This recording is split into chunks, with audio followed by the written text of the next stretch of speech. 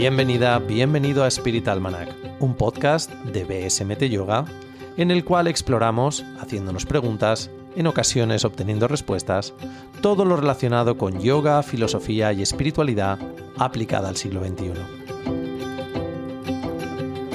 Mi nombre es Borja Sainz, cofundador de la metodología BSMT Yoga, y es un placer y un honor tenerte al otro lado escuchando.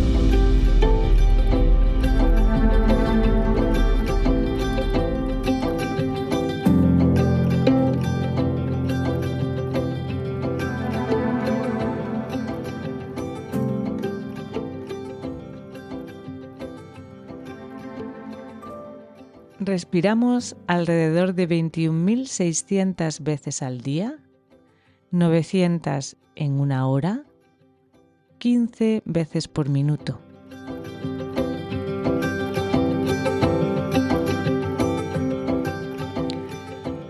Respirar es ese proceso fisiológico que nos acompaña desde el primer segundo al último de nuestra vida.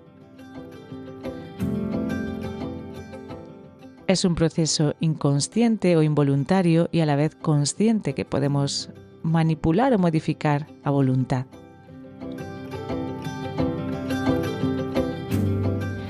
Esto te permite cambiar tu estado de ánimo con cada respiración. Respirar es la parte más importante y fundamental de la práctica de yoga. Así que hoy voy a estar yo básicamente entorpeciendo su labor, haciendo preguntas. ¿Pero qué pasa si tengo mocos? ¿Puedo respirar si tengo mocos? Es un clásico. ¿Puedo hacer pranayama si estoy acatarrado? Sí, dale, lo vas a pasar genial. Entonces, Tamara nos va a hablar desde un aspecto técnico de la respiración, el diafragma, y luego pasaremos también un poco a hablar sobre qué papel juega pranayama dentro de todo esto, porque muchas veces confundimos pranayama con ejercicios de respiración y pranayama tiene un sentido específico dentro del contexto de la práctica de yoga. Pranayama te va a dar unos beneficios por el hecho también de que estás utilizando la respiración de forma consciente, pero luego hay mucho más, debido a que lo estás desarrollando dentro de ese contexto que es la práctica de yoga. Así que Tamara, cuéntanos un poco más sobre la respiración. Hola a todos, queridos oyentes. Me ha secuestrado Borja para hablar de la respiración. A mí no me gusta mucho hablar en público. Más allá de las formaciones, en las formaciones hablo mucho, pero luego me da mucha vergüenza. Pero me imagino a los que están más allá de las ondas, ¿no? Cuando Borja me dijo que el próximo podcast quería que fuera sobre la respiración, dije, ostras, eso puede ser un poco denso. Porque hablar de la respiración al final es hablar del sistema nervioso, es hablar de nuestras emociones, es hablar del estado de nuestra mente. Entonces, es verdad que puede ser un poco denso y largo y también habría que tener como unos conocimientos previos tal vez de ciertas cosas, pero como esto es un podcast, vamos a intentar que sea lo más ameno y entendible posible. Puede que haya algunas palabras así que nos suenen raros o que no estemos muy familiarizados con ellos, pero voy a intentar como esquematizarlo todo. Y luego además también la clave de esto es aprender, ¿no? De los podcasts es aprender y oye, esta palabra me ha llamado la atención y luego ir haciendo nuestras investigaciones por nuestra cuenta, ¿no? Me meto en Google, investigo un poco más, hoy he hablado de esta palabra e ir ampliando, ¿no? Y hablar de la respiración, desde luego, relacionada con el yoga es otro tema también intenso, largo y denso, así que vamos a ver cómo lo hacemos ameno y entendible. Por eso yo le comentaba a Borja, vamos a dividir el podcast un poco. Por un lado vamos a empezar por la respiración, vamos a empezar por las bases y luego ya podemos enfocarlo más desde el punto de vista del yoga, ¿no? Prana, pranayama, desde ese punto de vista oriental. Bueno, y que sea lo que Dios quiera y espero que os guste y que se entienda y que quede claro. Así que allá vamos a comenzar por la respiración. Realmente lo que desea respirar en nuestro cuerpo son las células. El aire que entra en nuestro cuerpo pasa por distintos conductos, cámaras, tubos, órganos. Se va dividiendo cada vez como en arroyuelos más pequeñitos, hasta que van llegando a las células. Y las células destilan energía de esos nutrientes que tomamos, energía y también oxígeno. De manera que son los músculos de la respiración los que succionan o meten el aire en el cuerpo Y como cualquier músculo, pues puede estar tensos, pueden estar acortados, pueden estar a lo mejor más débiles, ¿m? Y no cumplir bien su función. Luego veremos, porque es verdad que el centro de la respiración está en el núcleo del cerebro, pero esa es otra cosa, ¿no? O sea, las células son las que desean respirar y luego en el núcleo del cerebro está como el control de la respiración. No es tanto los pulmones los que deciden ahora respiramos o no, ¿vale? Todo está ahí en esa zona, en el centro de nuestra cabeza, del cráneo. Pero vamos a ir viendo un poco todo el tema de los músculos de la respiración, porque además justo este fin de semana que venimos de la formación 300, del primer módulo, y nosotros siempre las formaciones comenzamos pues con ese énfasis en la respiración, porque nos parece que es el elemento clave, ¿no? No solamente porque es una de las bases de la práctica de yoga, sino porque por esa relación, ¿no?, que tiene con nuestro sistema nervioso y estado emocional. Entonces, hablamos, por supuesto, de los músculos que intervienen en la respiración y el principal es el diafragma. Se considera un músculo primario, es muy grande, muy fuerte, separa la zona de la caja torácica de la zona del área del abdomen. Es como, podemos visualizarlo, podemos pensar en él como si fuera una especie de una bóveda de doble cúpula, podemos decirlo así, porque la verdad que un lado del diafragma es un poquito más grande que el otro. Pero bueno, pensemos que es como un paracaídas que cuando inhalamos se aplana, desciende, y eso, cuando entra aire en los pulmones, pues el diafragma desciende y eso hace que el abdomen se expanda suavemente. Y cuando exhalamos, es el diafragma, paracaídas, lo que hace es volver a esa forma así de cúpula, entrando ligeramente, esto es para que lo visualicéis mejor, hacia el interior de la caja torácica y entonces se vacían los pulmones y al no haber presión en los órganos del abdomen porque el diafragma se ha retirado, pues el abdomen como que se recoge suavemente hacia adentro. Y ahí es cuando identificamos que es respiración diafragmática, ¿vale? Porque el diafragma está ejerciendo su labor, que es músculo principal de la respiración. En una proporción, un 80% o 75-80%, el diafragma es el principal o debería ser el principal responsable de la respiración. Luego, además, como músculos primarios también están los abdominales, intercostales, ¿vale? Pero esos son los músculos y sobre todo el diafragma el principal. ¿Qué ocurre cuando el diafragma, por distintas cosas, también a nivel emocional, por distintos acontecimientos a lo largo de nuestra vida, ahí luego habría que ver también cada caso en concreto, ¿no? Pero muchas veces el diafragma ha ido perdiendo fuerza y entonces los músculos secundarios son los que han cogido como el testigo de la respiración y se encargan de la respiración. Y estos músculos secundarios, que en realidad son asistentes del proceso de la respiración, están en la zona superior del torso. Son más pequeños, más delicados, pero si es necesario pueden trabajar por cortos periodos de tiempo, pueden encargarse de todo el proceso de la respiración. Pero se cansan muy rápido y muy fácilmente. Entonces son el esternocleidomastoideo, escalenos, pectoral menor, también el trapecio, ¿vale? Son todos estos músculos que están puestos en la zona alrededor de los hombros, cuello, la zona superior de la espalda, hacia el centro de la espalda, ¿vale? Todos esos músculos más pequeñitos, bueno, el trapecio es grande, pero sí es verdad que los demás son más pequeñitos, un poquito más débiles que el diafragma, y lo que ocurre es que si el diafragma está débil, la respiración es esa respiración profunda, diafragmática, son estos músculos los que se encargan de la respiración, no están preparados para ese esfuerzo tan grande y constante durante todo el día y muchas veces encontramos muchas tensiones en estos músculos debido precisamente a que el diafragma no está cumpliendo con su función, ¿no? Entonces están sobrecargados y hay mucha tensión en toda esta zona de los hombros, del cuello y demás.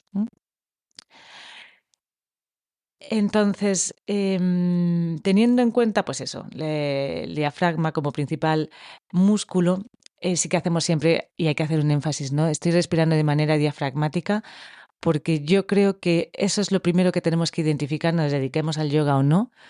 Y si no estamos respirando de manera diafragmática, habría que empezar a trabajar por ir deshaciendo ese patrón de tensión y volviendo a fortalecer el diafragma. Y en yoga hay distintas herramientas, ¿eh?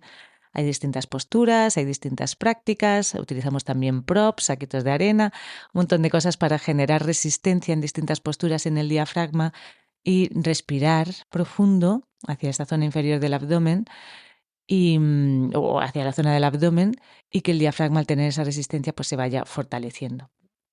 Me acuerdo en una de las formaciones que tuvimos una alumna que descubrió durante esta primera práctica de respiración que respiraba al revés. Tenía respiración inversa, es decir, que al inhalar, en vez de que el abdomen... Y cuando digo abdomen, prefiero decir core, porque no es solamente el abdomen que empuja hacia adelante, que muchas veces respiración diafragmática se confunde así, ¿no? El abdomen empuja hacia adelante.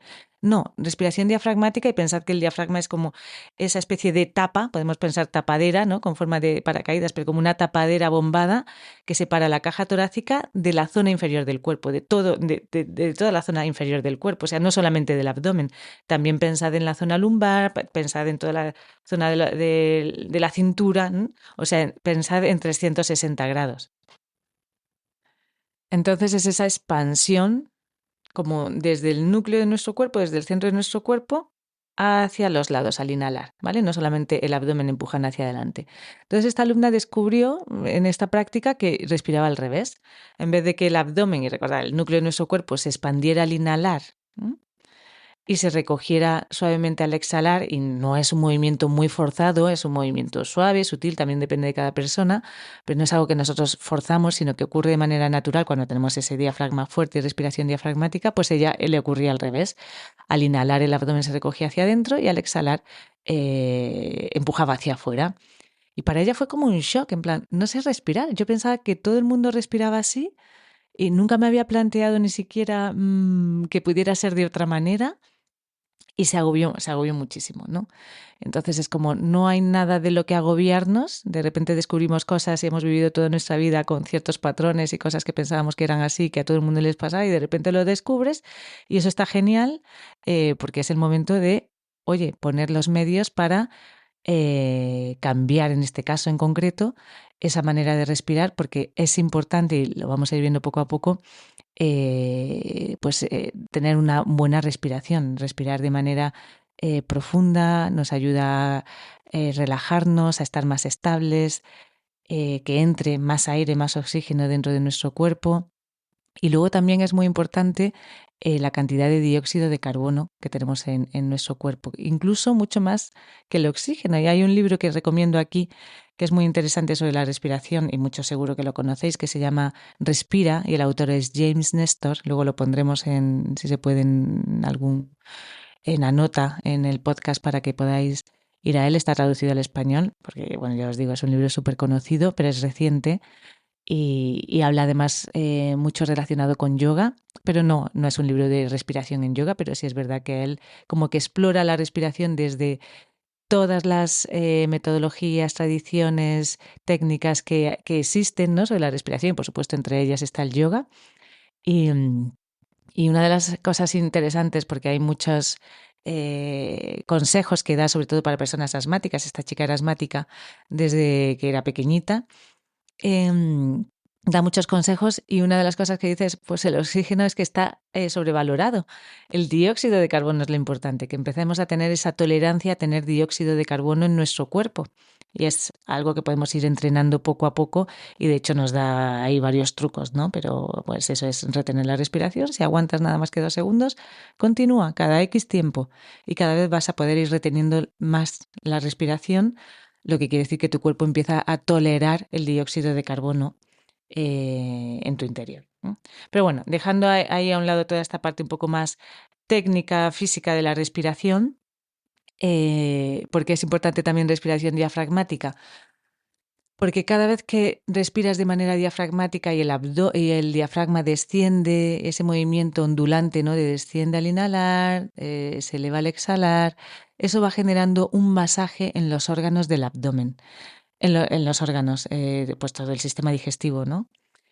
Incluso hasta el suelo pélvico. De hecho, me acuerdo de una profesora que comentaba, la respiración se puede sentir hasta en la planta de los pies. Y en algún sitio leí, los cantantes de ópera trabajan, ¿no?, con esa manera de respirar desde la planta de los pies para poder proyectar la voz. Me parece súper interesante, muy bonito. Y luego también otra autora que comentaba, si ves a un niño, a un bebé, y le ves respirar dormido tranquilamente, verás que todo su cuerpo se mueve con ese ondulación, ¿no?, de la respiración. No está localizado en las clavículas o en el pecho, no, todo el cuerpo se mueve, ondula. Y ese movimiento genera ese masaje en los órganos que les permite tener esa movilidad que tienen los órganos, tienen una movilidad que es motilidad, se llama. Entonces, el movimiento del diafragma ayuda, ayuda a masajear los órganos, los exprime como si fueran esponjas, los empuja, los baña de nuevo en fluidos, en sangre, en oxígeno. Y luego además el diafragma respiratorio está relacionado con el suelo pélvico y también con el diafragma vocal. Y ambos permiten la respiración. Entonces hay esa relación entre suelo pélvico, diafragma pélvico, diafragma respiratorio. Y luego también, y esto es un tema interesante, pero voy a dejar un apunte aquí nada más, también está muy relacionado a través de una banda de fascia con la planta de los pies. Me acuerdo de un profesor de Borja que hizo un comentario muy interesante. Cuando hay problemas en el suelo pélvico, pues pensad a lo mejor tras un parto o por cualquier motivo, muchas veces el arco de la planta de los pies desaparece y él decía, es que se puede tratar el suelo pélvico trabajando a través de la planta de los pies, fortaleciendo el arco y la musculatura. Él está más especializado en fascia de la planta de los pies, porque hay una banda de fascia que une la planta de los pies, ¿no?, el tejido de la planta de los pies por el interior de las piernas hasta el suelo pélvico. Entonces, bueno, es súper interesante, ¿no?, como toda esta relación que hay y nosotros lo vemos también, sobre todo cuando vemos toda esta parte de yoga y embarazo, esta relación entre el suelo pélvico y el diafragma respiratorio, como al inhalar el suelo pélvico igual, como un diafragma es como una pequeño paracaídas en este caso, y sería al inhalar, pues igual que el diafragma respiratorio, se expande ligeramente hacia abajo, al exhalar se recoge ligeramente. Sobre todo, bueno, pues lo mismo si no hay tensión en el suelo pélvico, que luego está relacionada con tensión en la mandíbula. Al final esto es muy interesante, ya me imagino que habrá un podcast sobre esto, sobre la fascia, nuestro cuerpo como un todo y cómo todo afecta a todo y todo está relacionado y no podemos separar, ¿no?, o aislar zonas de nuestro cuerpo porque, y ya no solamente a nivel físico, sino luego también a nivel emocional. Es que no puedes separar emociones de lo que ocurre en tu cuerpo a nivel, digamos, fisiológico. Entonces, esa importancia del diafragma también, ya por último, un último apunte, pensemos que también el diafragma afecta al corazón, ¿vale?, porque el corazón está unido al tendón central del diafragma por fascia. Entonces, cada vez que el diafragma se mueve, mueve el corazón, dándole un masaje imprescindible también para su buen funcionamiento. ¿Vale? Entonces, sí, respiración diafragmática es importante por muchos motivos y no hay que agobiarse si no respiramos de manera diafragmática porque hay un montón de técnicas para conseguirlo, ¿no?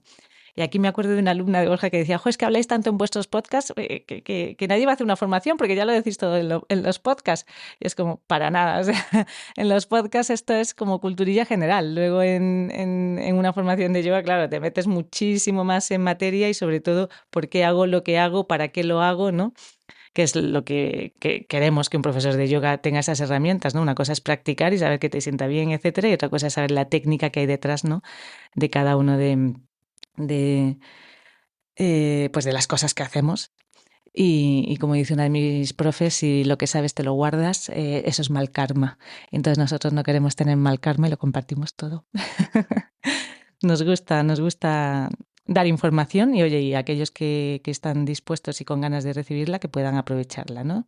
Información es poder. Bueno, entonces muchas veces sabemos que no respiramos de manera adecuada cuando tenemos tensión en la zona superior del cuello. Pues en el cuello, en los hombros, entre las escápulas, en la mandíbula, en la cara, alrededor de los ojos. Solemos tener dolores de cabeza.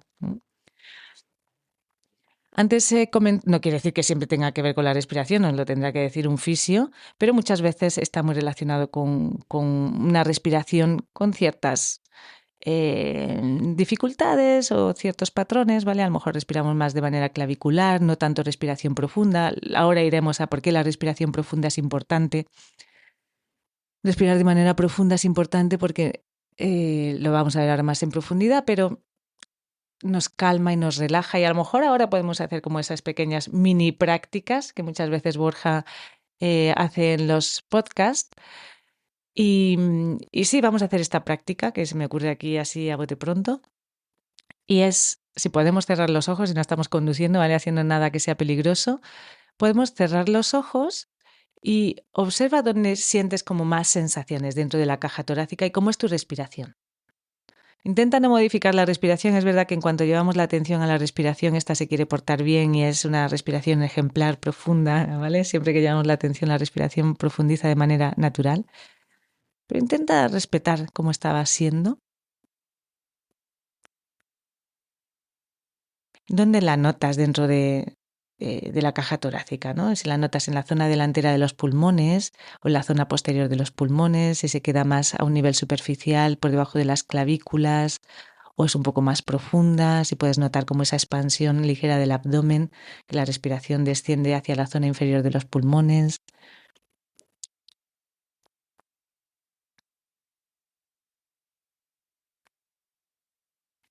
Y muchas veces, y sobre todo si estamos muy con prisas, ¿no? Y estamos agitados y estamos nerviosos o pasando una época así de mucho estrés, de repente yo este ejercicio lo hago yo conmigo misma, sobre todo cuando voy con prisas o en el coche. Yo es ponerme en el coche, por ejemplo, y ya voy acelerada y es como, pero si no tengo prisa. De hecho, siempre salgo con tiempo para ir sin prisas. Entonces es como, digo, ¿cómo estoy respirando? ¿Dónde noto las sensaciones? Y cuando estoy con esas prisas, noto todas las sensaciones como en la zona del esternón, en la zona superficial y delantera, en la zona del pecho, ¿vale? Como algo que se proyecta desde ahí hacia adelante. Y entonces para relajarme, y si este es vuestro caso ahora, inhalo por supuesto por la nariz, y ya veremos por qué también es importante respirar por la nariz. Inhalo por la nariz y inhalo más despacio, como si estuviera llevando aire hacia la zona posterior de los pulmones o hacia la zona de la espalda, como si estuviera respirando hacia la zona de los riñones. Y el aire como si fuera un líquido denso, más viscoso.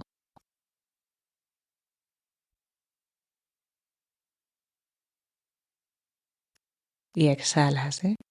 Y tomas unas respiraciones más de esta manera y la respiración será más lenta. Y esa idea de dejar que la respiración profundice hacia la zona inferior de los pulmones, zona posterior de los pulmones. Ahí los pulmones son más grandes, hay muchos más alveolos, casi no lo utilizamos estas zonas. Y exhalas y unas respiraciones más.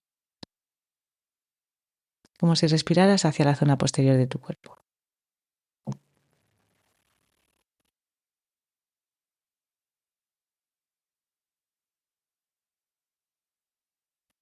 Y observa si te sientes más en calma, como más centrada, más estable, más enraizada, más en tu cuerpo y no tanto en las ideas o en la superficie, ¿no?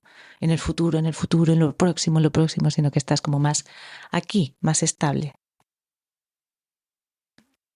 Y es algo que podemos hacer en cualquier momento y con los ojos abiertos, ¿eh? Muchas veces es más, sobre todo si no estamos muy familiarizados con las técnicas, cuando cerramos los ojos nos permite profundizar o llevar más la atención a nuestro interior y ser más consciente de las sensaciones.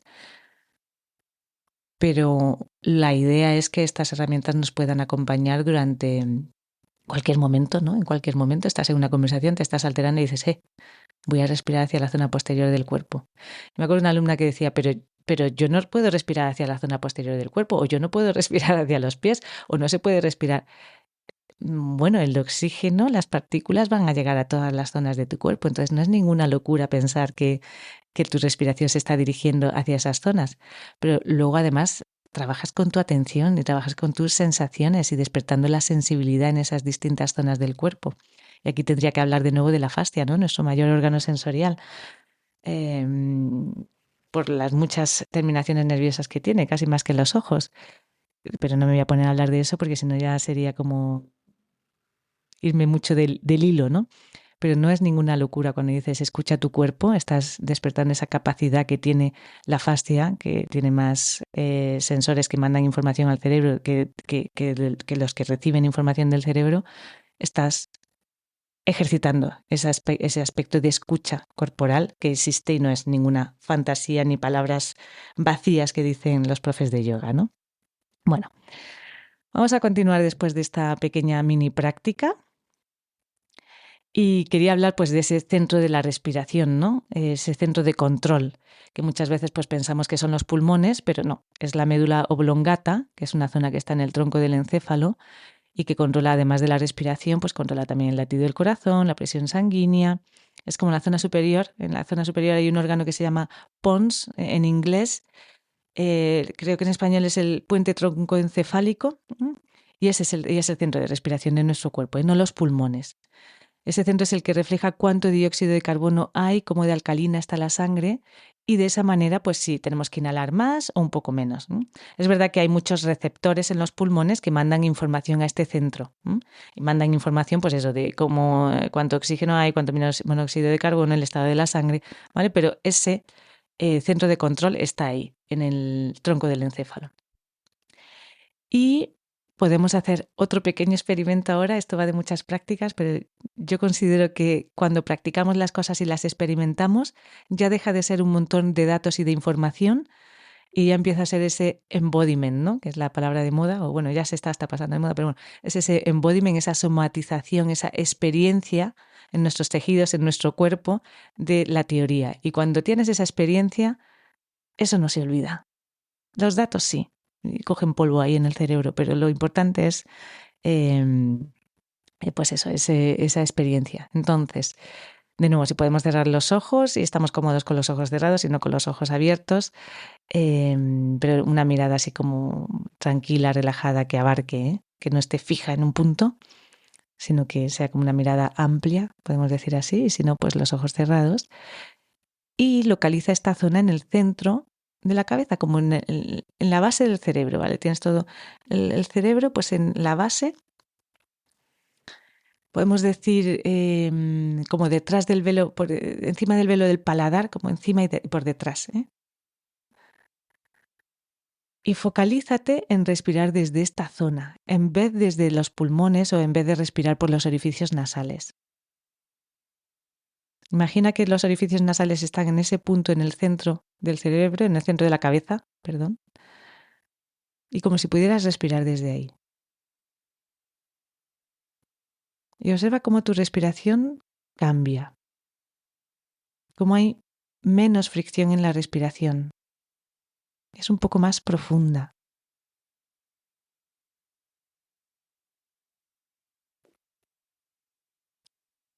Y aquí voy a dar un apunte de yoga.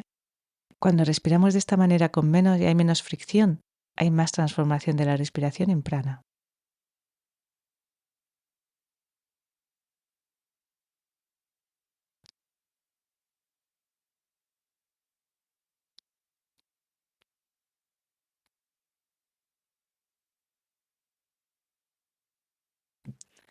Y soltamos esta manera de respirar.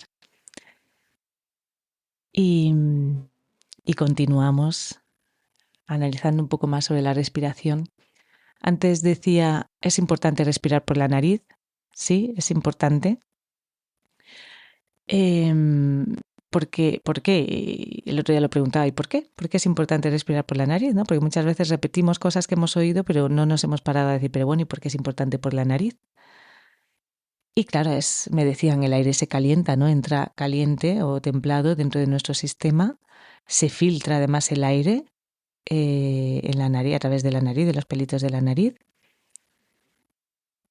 Y James Nestor lo dice en su libro, habla de la importancia de respirar por la nariz. El aire da contra los tejidos blandos de la zona posterior de la garganta y eso hace que se ensanchen las vías respiratorias y facilita la respiración. Entonces estos músculos se van tonificando, fortaleciendo para permanecer en esta posición como más ancha y abierta.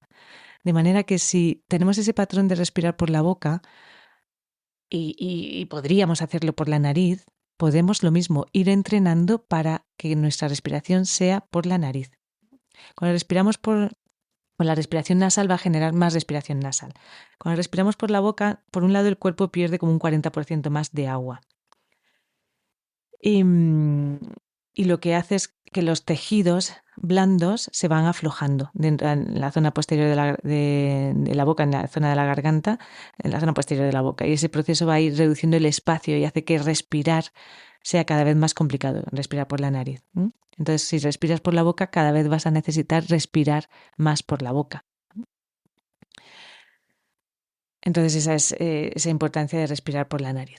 Luego, otro tema que es muy importante, entonces así, sin que hablemos ya de yoga, ya sabemos respirar por la nariz, alargar la respiración, poder llevar la respiración más profunda hacia la zona inferior de los pulmones, trabajar para la respiración diafragmática, eso es algo que nos va a favorecer a todos. Luego, otro tema es el tema de los ratios, ¿no? En cuánto tiempo inhalas, en cuánto tiempo exhalas. Y de nuevo, sin meternos en el tema de yoga, hay ahora un marcador biológico que es súper conocido, que se llama, una práctica que es respiración resonante, y esta técnica es para que tengamos una mayor coherencia cardíaca. En inglés es HRV, en español es variabilidad del ritmo cardíaco, VRC, me imagino, creo que era, ¿eh? Entonces es un marcador biológico que conocemos creo que era desde el año 99 y que está controlado por el nervio vago, y ahora hablaremos un poquito del sistema nervioso. El nervio vago controla la respuesta del sistema nervioso parasimpático dentro del sistema nervioso autónomo. Y no os agobiéis porque ahora vamos a ver esto así como un poquito por encima. Y este marcador mide la integridad o la regulación de uno de los sistemas de agitación del cerebro localizado pues, en el tronco del encéfalo, en esta zona que está relacionada con la respiración. Entonces, la variabilidad del ritmo cardíaco se considera, mide la fluctuación rítmica en el ritmo cardíaco entre la inhalación y la exhalación. Entonces, las personas que se regulan emocionalmente bien tienen una variabilidad alta, porque el latido cardíaco es irregular y se va ajustando según circunstancias y necesidades físicas y emocionales. El ritmo cardíaco cambia al inhalar y cuando exhalamos, ¿vale? Y esto es una buena señal. Ese cambio, ese ritmo cambiante muestra nuestra capacidad para responder, de resiliencia, de una vez que hemos salido de nuestro centro de confort, pues poder volver. Esta habilidad para responder se le llama HRV, variabilidad del ritmo cardíaco. Sin embargo, las personas que se desequilibran con facilidad tienen ese HRV bajo y mayor riesgo de desarrollar distintas enfermedades como depresión, problemas cardíacos, cáncer. Entonces, se ha comprobado también que personas traumatizadas tienen un HRV inusualmente bajo. Y eso puede explicar por qué son tan reactivas ante el estrés y a desarrollar distintas enfermedades. Y como siempre, aquí no se trata tanto de ver qué es lo que está mal, sino de poner soluciones. ¿Y cómo podemos tener mayor variabilidad del ritmo cardíaco? Mejorar esa coherencia cardíaca. Pues respirando en 5, inhalando en 5 y exhalando en 5, por ejemplo. Hay distintas aplicaciones, yo soy fanática de una de ellas y todos los que habéis hecho cualquier cosa conmigo es de las primeras cosas que os enseño porque no hay ni que concentrarse, ni hay que ser espirituales, ni tiene nada que ver con yoga. Y sí, por otro lado sí, pero bueno, no hay que hablar de yoga, ¿vale? Que muchas veces toda esta parte como más espiritual o de tener que prestar atención, a lo mejor cuesta y hace que la gente se aparte un poco, ¿no?, de la práctica de yoga cuando tiene tantísimos beneficios. Hay muchas aplicaciones, lo podéis buscar, respiración coherente, respiración resonante, ¿vale? Se llaman así, aplicación para respiración resonante. Y son aplicaciones que pues ya sean con un sonido o con una imagen, pues te indican cuándo tienes que inhalar en esa cuenta de 5 y cuándo tienes que exhalar en esa cuenta de 5. ¿Y esto cuántas veces lo hacemos? Pues lo hacemos las veces que podamos, pues a lo mejor 3 veces al día durante 5 minutos o durante 10 minutos. No hay que concentrarse en nada, no hay que estar en ninguna postura especial. Puedes hacerlo tumbado en la cama, puedes hacer mientras conduces si no te despista, ¿vale? No quiero yo aquí ahora, hay tiempo, yo creo que se puede hacer también cuando estamos conduciendo, pero bueno, que quiero decir que se puede hacer con los ojos abiertos y mientras estás haciendo cualquier otra actividad, pues lo que sea, ¿no? Que no tengas que estar, pues vas a tener que estar concentrado con esta manera de respirar, pues fregando los platos, no sé, se me ocurre. O también puedes dedicarte 10 minutos de relax a respirar simplemente sin hacer nada más, que también, oye, está muy bien, que siempre estamos con el 2 por 1, ¿eh? Venga, hago esto y esto. Entonces también se puede hacer simplemente respirar con este ritmo, ¿no?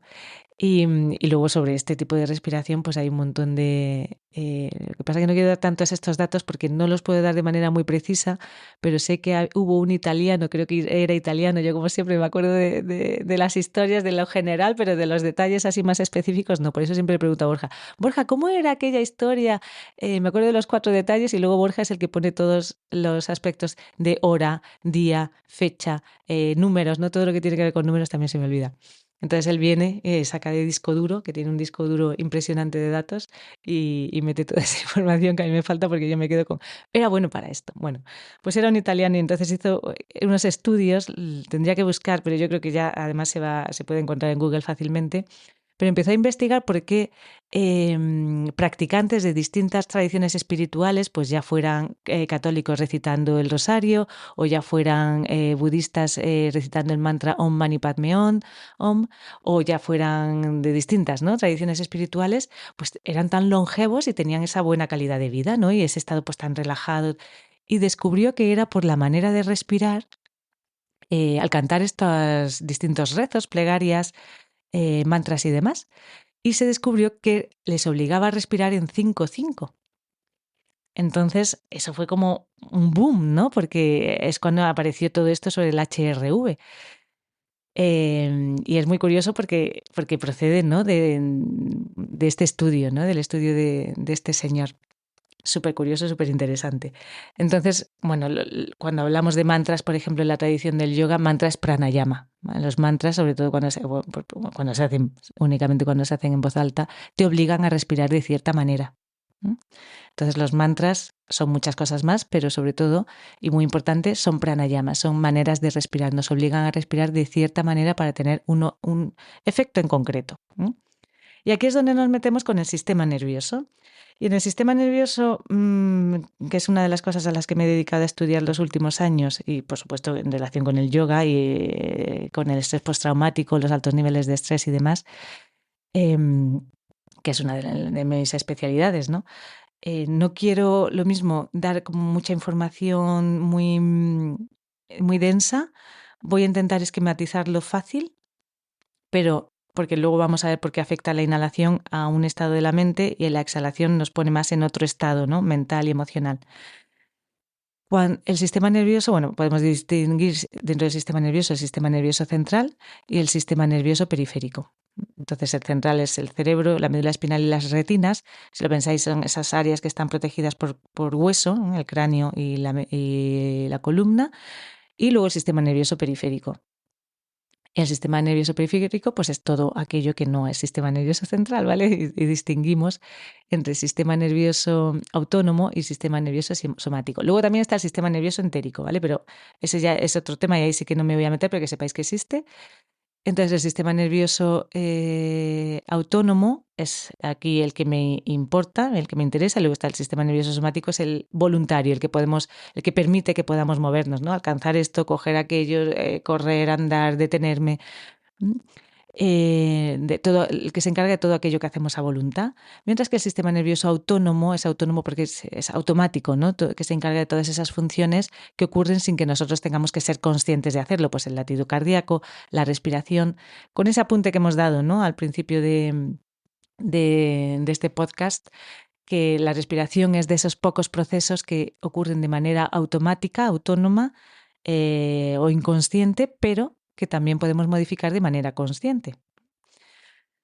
Y bueno, el otro día veíamos en la formación, y el latido cardíaco también, los yogis también. Hay estudios con yogis que detenían el latido cardíaco a voluntad, pero bueno, ese es otro tema. Vamos a quedarnos con el control de la respiración y luego ya vamos en el futuro, cuando estemos en un monasterio, unos años ahí yo no sé, en los Himalayas, nos dedicamos al control del corazón. De momento vamos al tema de la respiración, que no es poca cosa, ¿eh? Entonces, me centro más en el sistema nervioso autónomo, que tiene distintas ramas, ¿vale? El sistema nervioso autónomo, recordamos que es ese que funciona sin que nosotros seamos conscientes o sin que tengamos que hacer porque funcione. Y el sistema nervioso autónomo se divide en el sistema nervioso simpático, que seguro que os suena, y el sistema nervioso parasimpático. Y no, o sea, hay más divisiones, pero vamos a quedarnos con esta, ¿vale? Luego el parasimpático se divide en en otras dos más, que esto se debe bueno, lo descubrió Stephen Porges o lo formuló en la teoría polivagal, creo que fue alrededor del año 94. Y es un campo vamos, de estudios relacionado con el yoga que es fascinante, porque a mí me impresiona cómo todas las cosas que hacemos en una práctica de yoga, como los yogis, sin poder hablar o sin decir sistema nervioso simpático, y todas las prácticas que hacían era para despertar una de las respuestas de estos sistemas. Entonces, el sistema nervioso simpático, parasimpático. El simpático es esa respuesta fight or flight, que me imagino que os suena, de lucha o huida. Siempre que me siento en peligro por cualquier tema, pues es un sistema que funciona, se pone en alerta, se activa para ponerme a salvo. Ya sea luchando, ya sea huyendo. Y este sistema, hay un tema que es muy importante. Solo tarda un segundo en activarse, lo cual es, por un lado, maravilloso porque nos pone a salvo en un segundo. Estas veces que vas conduciendo y de repente, antes de que seas ni siquiera consciente, ¡pum!, has pegado un volantazo para esquivar, no sé, un gato y ponerte a salvo. O has pegado un salto porque has visto algo tirado en el suelo que te parecía que era, no sé, una serpiente, y te pones a salvo, y luego a lo mejor ya eres consciente, pues no es una serpiente, es una cuerda. Pero tu sistema nervioso simpático, ¡pum!, enseguida te pone en alerta y te pone a salvo. Y luego el sistema nervioso parasimpático es el rest and digest, el sistema de descanso y digestión. Cuando está el sistema nervioso parasimpático activo, son esos momentos en los que estamos relajados, en calma, hablando con nuestros amigos, todas las funciones de digestión, la digestión ocurre y de descanso, ocurre cuando este sistema está operativo. Antes se veía como un interruptor, ahora se entiende más como un dial. Porque luego el sistema nervioso parasimpático, pues eso, tiene un par de sistemas, luego van apareciendo más, porque ya os digo, es un campo, un área en desarrollo, y está muy relacionada más con el estrés postraumático. Entender muy bien las distintas combinaciones, ¿no?, entre los diferentes, podemos decir, estados o partes del sistema nervioso autónomo. Entonces, bueno, dentro del parasimpático tenemos el complejo vagal ventral y el complejo vagal dorsal, ¿vale? Y cada uno pues tiene unas funciones cuando estamos regulados y luego unas funciones de supervivencia sobre todo el dorsal y el sistema nervioso simpático. ¿Qué ocurre? Que cuando el sistema nervioso simpático está constantemente activo, y ya habéis visto, ya os he comentado, que puede tardar un segundo en activarse. Cuando estamos constantemente con este sistema activo en situaciones de estrés, pues en mi trabajo, porque estoy pasando esta temporada de cambios o cualquier cosa, ¿vale? Cada persona es un mundo, a cada persona una situación le puede generar estrés, y a esa misma persona dentro de 2 años la misma situación no generárselo, ese nivel de estrés, ¿vale? Hay muchas cosas que entran ahí en juego. Pero cuando estamos en temporadas de alto nivel de estrés, y pensar que en Occidente y en el siglo XXI el estrés está a la orden del día, con todas estas prisas, estas ganas de tenemos listas interminables de cosas que hacer, y cuando tachas una de la lista añades 3 más y estás siempre con la lengua afuera, ¿no? Todo este estrés tiene, por supuesto, un efecto en nuestro sistema. No me voy a meter a hablar más de eso. De hecho, todo este tema está recogido en un libro que verá la luz ahora en mayo, creo que en mayo, que he escrito, que se llama Yoga para la Calma, que hablo de Yin Yoga, pero sobre todo el tema del estrés, cómo podemos con nuestra respiración influir, etcétera, ¿no? Entonces, no me voy a meter tanto en los temas de todo el tema de las hormonas del estrés, de lo terrible que es para nuestro cuerpo, ¿no?, estar en ese estado simpático constante, pero sí es deciros que nos podemos quedar como atascados en esa respuesta simpática. Y eso hace que no descansemos bien, que las digestiones sean malas, problemas de fertilidad, problemas de inflamación, o sea, muchísimos problemas a nivel físico, a nivel emocional, a todos los niveles. Y luego el sistema nervioso parasimpático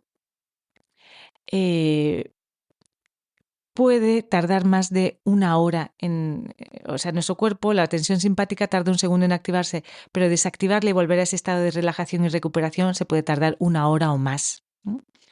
Entonces, cuando estamos con el sistema nervioso simpático todo el rato activo en esos estados de estrés, luego nos cuesta mucho llegar a casa, por ejemplo, pongamos, y entrar en ese estado de reposo, descanso, tranquilidad, calma. Entonces hay muchísimas prácticas que tenemos para engranar esta respuesta del sistema nervioso parasimpático, porque pensad que nuestro sistema nervioso es plástico, o sea que puede cambiar. Si tú estás ahora en una situación de muchísimo estrés, no te preocupes, o bueno, sí, preocúpate por cambiar, porque eso se puede cambiar, se puede modificar. Tú no naciste en ese estado, es algo que tú has ido construyendo con tus estado de vida, ciertos patrones, ciertas prácticas que haces y podemos empezar a proporcionarle a nuestro sistema nervioso otro tipo de experiencias relacionadas con esa activación del sistema parasimpático y que cada vez sea más fácil, sin que seamos conscientes, ¿no? Pero que cada vez esa respuesta de calma y digestión aparezca de manera más fluida, más fácil, una vez que hemos salido de la respuesta de estrés, ¿no? De estrés y de defendernos. Entonces hay muchas prácticas que nos ayudan a esto. Pero vamos a centrarnos en la parte de la respiración, porque además esto ya se está alargando muchísimo. No hemos hablado de pranayama, igual lo dejamos para otro día, Borja? De pranayama. Yo solo voy a hacer una pregunta al final y ya está. Vale. Entonces, ¿por qué es importante esta chapa del sistema nervioso? Vale, porque cada vez que inhalas, el sistema nervioso simpático se activa. Y cada vez que exhalas, el sistema nervioso parasimpático se activa. ¿Qué pasa? Pensad, entonces, si exhalo más de lo que inhalo, voy a tener una respuesta del sistema nervioso parasimpático. Exacto, correcto, así de simple. ¿Vale? Pensad, a mí siempre me gusta como, ¿pero por qué? Porque cuando inhalo profundo y largo y exhalo en más tiempo de lo que inhalo, y también al inhalar profundo hacia la zona inferior de los pulmones, como hemos hecho antes, porque tiene esa respuesta de relajación, que en yoga llamamos lángana. ¿Por qué? Pues porque los pulmones están cubiertos de nervios que se extienden a ambos lados del sistema nervioso autónomo y muchos de los que se conectan con el sistema nervioso parasimpático están situados en la zona inferior de los pulmones. Por eso las respiraciones lentas y profundas son tan relajantes, porque esas moléculas de aire bajan más profundo, descienden a mayor profundidad y empiezan a estimular esos nervios parasimpáticos. Y estos nervios mandan mensajes a los órganos para que hagan esas funciones de descansar y digerir. Y a medida que el aire asciende lento en la exhalación por los pulmones, estas moléculas estimulan una respuesta parasimpática aún más potente. Entonces, cuanto más hondo y más despacio inhalamos y más larga la exhalación, más lento late el corazón, más nos tranquilizamos. La mente piensa, todo está bien, todo está tranquilo. La mente piensa, bueno, se siente así, ¿no? El cerebro lo siente como, recibe ese mensaje de, el corazón late más lento, la respiración más lenta, no hay nada de lo que preocuparse o no hay nada por lo que alterarse. Luego, muchos nervios vinculados con el sistema nervioso simpático están repartidos en la zona superior de los pulmones. Entonces, cuando tenemos esa respiración vinculada con el estrés, esas respiraciones cortas y apresuradas, esa respiración clavicular que casi no desciende, que se queda en la zona superior de los pulmones, eso pone, las moléculas de aire ponen en marcha los nervios simpáticos. Y luego respiras corto y apresurado, porque claro, necesitas respirar más a menudo, porque casi no has metido oxígeno dentro de tu cuerpo. Entonces, es esa manera que tenemos de modificar nuestro estado de ánimo, de si estamos alterados, nerviosos, agitados, empieza a exhalar más largo que lo que inhalas. Pues si inhalas en 5, pues exhala en 7. O en 8. Lo que sí es muy importante es no agobiarnos. No es decir, bueno, tengo que aguantar hasta 8 y luego, por fin inhalo, ¿no? ¿Y qué hago? No. Vamos construyendo poco a poco. Lo mismo que dije con el tema de lo del asma y el dióxido de carbono. Construye poco a poco. Si inhalas en lo que sea, en 3, y la exhalación solamente la puedes alargar hasta 4, genial. Sigue trabajando en ese patrón. Dentro de una semana igual puedes exhalar en 5. Pero que estés cómoda y a gusto. No hay ningún beneficio, y esto también ya es como ese vínculo con pranayama, no hay ningún beneficio en que hagas cierto ratio de respiración o cierto patrón de respiración y que la siguiente respiración sea como, ¿vale? Que estés agobiada y aguantando y tensa. Al contrario, hay más contraindicaciones que, por supuesto, beneficios ninguno. Entonces, también es importante entender en qué punto estoy, cómo es mi respiración. No hay nada que juzgar, ni que criticar, ni que culpar. Simplemente es, vale, yo tengo este patrón de respiración, voy a ir trabajando para cambiarlo. Y veréis, bueno, yo es que soy adicta total, ¿eh? Este tipo de respirar alargando la exhalación es que es una calma inmediata.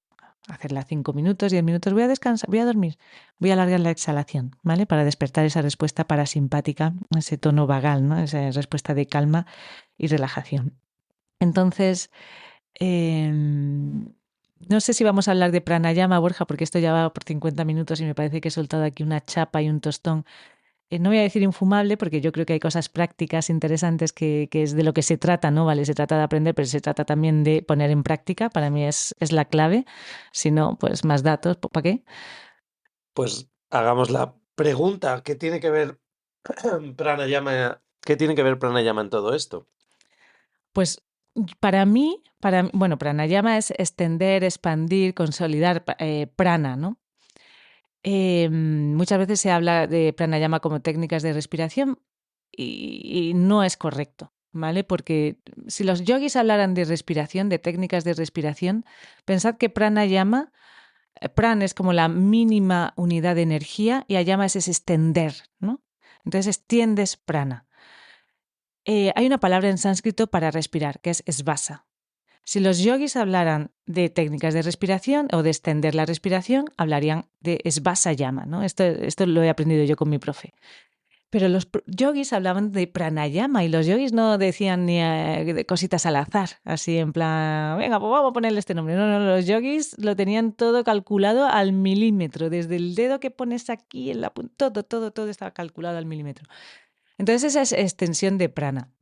Para mí, antes de meternos en pranayama, es lo que hacemos en la formación. No tiene ningún sentido hablar de pranayama y de técnicas de pranayama si no respiramos de manera diafragmática, si no podemos alargar nuestra respiración, si no estamos cómodos con nuestra respiración, si no podemos trabajar como lo hace Borja en asana con distintos ratios de la respiración. Entonces, no sé si era Krishnamacharya que decía, lo primero que tienes que hacer es observar tu respiración, ser íntimo, amigo, conocedor de tu respiración, empezando siempre por la exhalación antes que por la inhalación. Y luego ya continúa. Entonces, para mí es como empieza con todas estas técnicas. Hay un montón de prácticas que hacer y ya cuando tienes bien estable el patrón de la respiración, puedes empezar a hacer pranayama. Y pranayama en los textos dicen que tiene que ser solamente pranayama son kumbhakas y kumbhakas es retener la respiración. Y retener la respiración, yo que doy la formación de yoga y trauma, trabajar con la respiración es algo que tenemos que hacer con pinzas y con muchísimo cuidado porque trabajar con la respiración, como habéis visto, es afectar inmediatamente a nuestro sistema nervioso. Entonces eso tiene unos efectos a nivel emocional brutales. Si no estamos preparados, lo que puede desencadenar es ansiedad, miedos, destapar un montón de cosas que a lo mejor no es el momento de empezar a trabajar y es el momento de empezar a identificar distintos patrones, trabajar con la respiración, como lo hemos visto en esta parte del podcast, ¿no? Luego hay muchas técnicas de la tradición del yoga. De hecho, lo que hemos dicho de inhalar en 5, exhalar en 5, en la tradición del yoga ya se hace, se llama Samavriti. Es el mismo ratio, ¿no? Mismo ratio al inhalar y al exhalar y tiene ese efecto equilibrante. Cuando cambiamos el ratio de respiración se llama Visamavriti. Entonces puedes alargar la exhalación y tienes ese efecto calmante, puedes alargar la inhalación o la retención después de la inhalación con ese efecto estimulante, depende de lo que quieras conseguir. Y se puede hacer durante la práctica de asana o bueno, en distintos momentos, ¿no? De la práctica de yoga depende del efecto que busques, ¿no? Y cómo lo combinas con las asanas. Pero me acuerdo y es muy interesante, una vez Borja estaba haciendo este tipo de práctica en una formación en el que entras, era Parsvottanasana en concreto, y entrabas exhalando en 5 y luego en 6 y luego en 7. Y había una profe bueno, que llevaba años dando clases de Vinyasa aquí en Madrid y era como, odio hacerlo así, es que me agobio muchísimo, es que no puedo respirar. Era como rechazo total. Es como, no hay tanto que rechazar, simplemente yo creo que es más darnos cuenta de que a lo mejor hemos trabajado mucho en yasas y damos un montón de clases, pero luego lo que es nuestra práctica personal y nuestro trabajo de la respiración, y pensar que siempre que estás dando clase tú haces las posturas, pero estás siempre hablando, lo que quiere decir que estás siempre exhalando. Pero claro, tu práctica personal es tu práctica personal y el momento que das clases es momento de dar clase.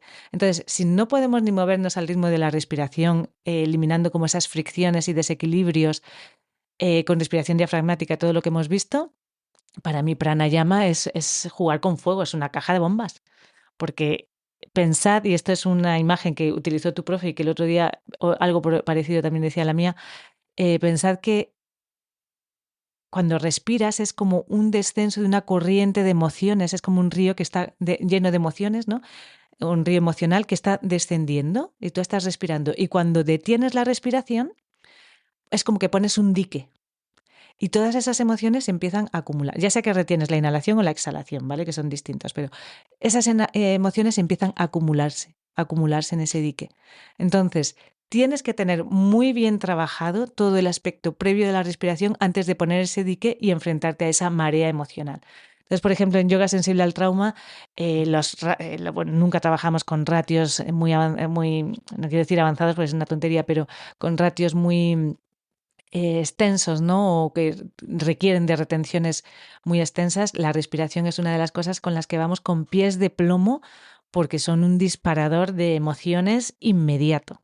Es lo que también algunas veces hemos dicho, ¿no? Asana puedes necesitar 1 hora para, después de asana, sentirte en calma, relajado, tal. Con la respiración, que es el secreto olvidado del yoga, ¿no? Hay un curso con Borja que se llama así, porque con asana a lo mejor necesitas 1 hora, con la respiración, sabiendo qué técnica hacer, etcétera, en 5 o 10 minutos lo tienes. Entonces es como una herramienta súper potente, casi no se le presta atención y es como, lo importante está aquí, no aquí, ¿no? Entonces yo creo que pranayama lo podemos dejar a lo mejor para otro post, ¿no? Por esto ya... Pero no sé si he respondido a tu pregunta. Has respondido a mi pregunta.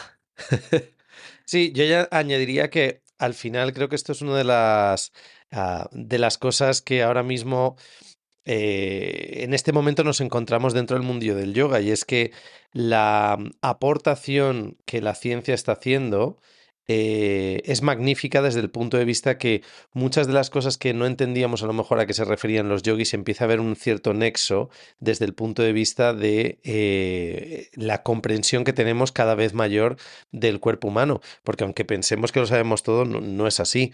Yo con mi fisio, que a ver si le engaño además para hacer un podcast sobre biomecánica, siempre él me cuenta de últimos descubrimientos que se están haciendo sobre el sistema facial, etc, etc.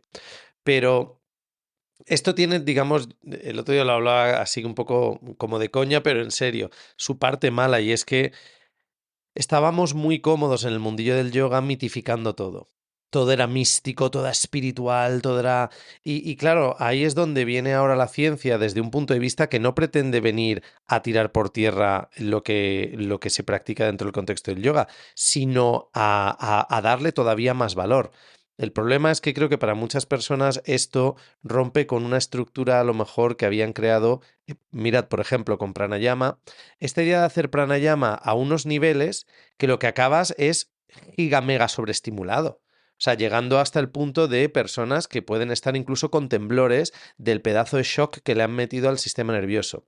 Y que eso luego muchas veces, lo he escuchado, y alguna de vosotras que estáis escuchando esa época también, se asocia con movidas de Kundalini. Entonces, ¿sabes? Pero y luego, por supuesto, hay maestros de yoga como Pandit Rashmani Tingunait que lo decía, dice, perdonadme, pero es que esto que hacéis los occidentales y que os habéis creído, porque esa es otra, solo lo hacemos los occidentales, de meterle este shock, no es ningún despertar de Kundalini. Si queréis llamarlo con algo de Kundalini, se llama crisis de Kundalini. Es decir, lo que estáis llevando al cuerpo es a unos extremos y lo que nos tenemos que plantear es ¿de qué quieres escapar? ¿De qué estás huyendo? ¿Qué parte de tu vida te está llevando a querer llevar a tu cuerpo y a tu mente a tal nivel de estrés que ahora no tienes el control?